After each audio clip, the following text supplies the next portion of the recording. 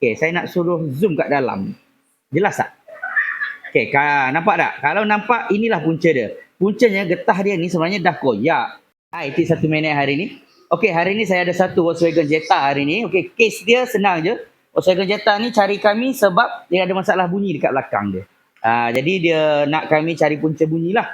Okey, saya rasa kalau siapa yang Volkswagen lah, terutama Volkswagen Jetta yang ada masalah yang sama di bahagian belakang. Ada bunyi ketak-ketak, ketak-ketak. Saya nak minta tolong cek dulu dia punya mounting absorber belakang ni. Okey, saya nak suruh zoom kat dalam. Jelas tak? Okey, nampak tak? Kalau nampak, inilah punca dia. Puncanya getah dia ni sebenarnya dah koyak. Saya tak ada screwdriver nak tunjuk.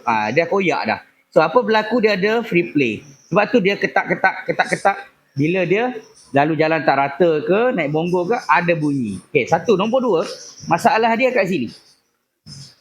Absorber dia ni, kalau kita tengok, naik elok tau. Tapi jangan tertipu. Okey, nampak? Bila saya tekan, dia macam ada double bump lah kita panggil. Dia jatuh macam ni. Dia punya sharp ni jatuh sup.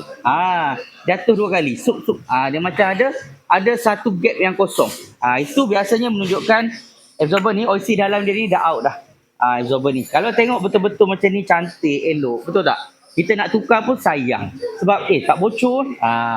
Tapi sebenarnya kat dalam ni, OC dia tu dah rosak dah. Dah tak elok dah. So memang kena tukar absorber yang baru.